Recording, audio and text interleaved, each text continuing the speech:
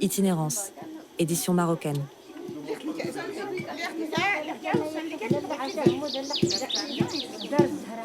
Épisode 3. Nuances d'ocre.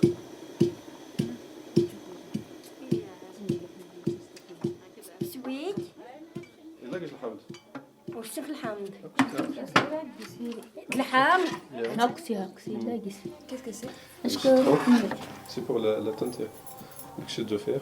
Citron, oxyde de fer, Garance. garance. On n'a pas encore mis le henné. Ok. Il faut le rajouter. Le girofle. Clou de girofle. Non. Ya. Observer la préparation du henné, c'est un peu être le témoin d'un rite magique dont la recette nous est partiellement dévoilée. On nous donne la liste des ingrédients, mais les quantités restent vagues. D'ailleurs, il semble ne pas y avoir de véritables règles. Comme en cuisine, pour s'assurer du bon dosage, il faut goûter.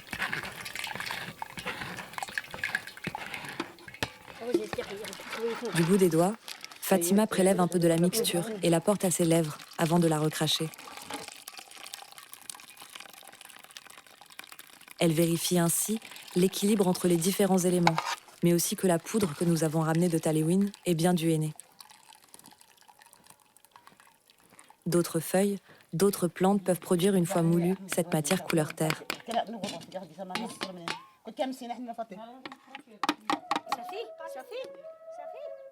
Dans ce massif montagneux de la région du Souss-Massa, on évolue dans un univers sépia, ponctué par les notes de couleur des robes et des voiles des femmes amazirs.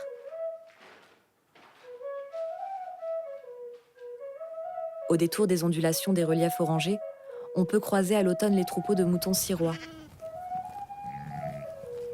Réputé pour la qualité de sa laine, très lisse, et ses caractéristiques particulièrement adaptées à cet environnement difficile, ce petit mouton noir ou blanc est élevé depuis des générations dans le massif éponyme et n'échappe pas à la menace du changement climatique.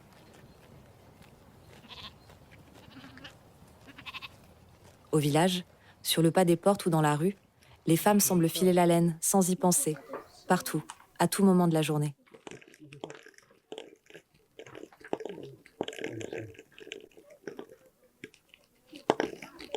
Entre leurs mains expertes, le fuseau en bois tourne comme une toupie, le fil grossissant au rythme des pointes qui frappent le sol.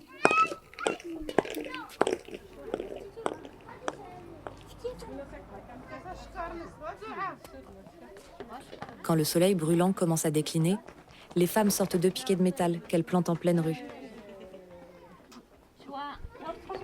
C'est la sortie de l'école, et les enfants jouent autour d'elles ou essayent de participer, se font réprimander et s'enfuient en riant.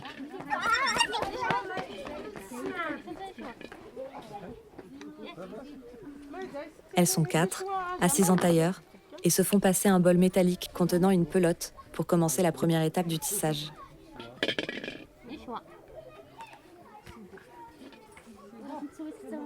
C'est un des derniers endroits au monde où l'on sait tisser de cette manière, avec une telle finesse, et où l'on connaît la formule de ce type de teinture sur les tissus de laine blanche.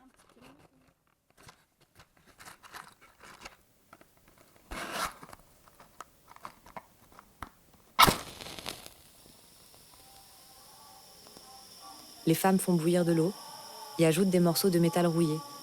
L'oxyde de fer permettra de donner une teinte plus sombre au henné. Orange vif, brun cuivré, marron profond. Les 3 nuances d'ocre sont prêtes à être appliquées. La pâte est dense. S'en échappent les effluves de garance et de clous de girofle, un brin citronné.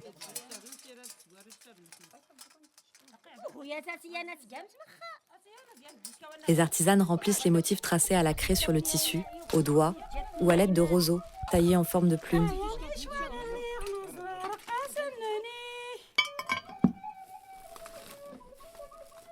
Les étoffes sont ensuite exposées au soleil. Ce sont ces rayons qui révéleront la couleur. 1, 2, 3 couches, autant qu'il en faudra pour le résultat désiré. Une fois la pâte sèche, les femmes frottent les lainages pour ôter les résidus. La poussière tombe à leurs pieds. Les mains, elles, sont devenues presque noires à force de baigner dans la teinture.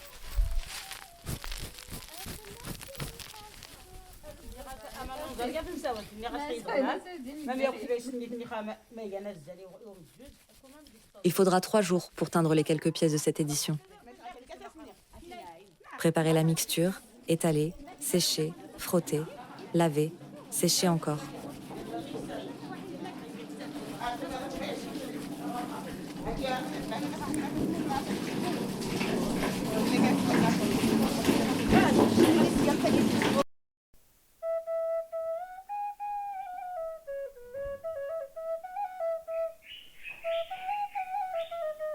Les enjeux de cette création à l'échelle locale sont multiples.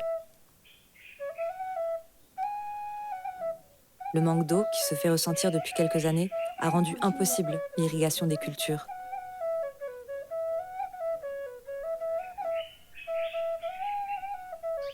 Ainsi, les femmes ont dû s'éloigner du village, toujours plus loin, pour chercher dans la montagne de quoi nourrir les bêtes, délaissant peu à peu leur activité artisanale. Les filles apprennent avec leur mère. Si celles-ci sont plus souvent absentes, c'est tout un savoir-faire qui risque de disparaître. C'est en repensant le système traditionnel, notamment par le biais des coopératives, et grâce à l'aide d'initiatives locales et nationales, que les femmes ont vu se présenter un moyen de s'émanciper et que ces artisanats perdurent. Fatima Boudina, Ija Amjoud, Fatima Monir, Koumawa Aziz. Ces initiatives, nous les observerons dans l'ultime épisode de cette itinérance. Fatima Oja, Aisha Al-Khors, Juba Oja, Barqiya Al-Moud, Sfiya Azba, Hafida Aziz. Pour que longtemps encore, résonne dans ces montagnes aux 1000 nuances d'ocre, le chant des gardiennes aux doigts de fée, de la recette du henné.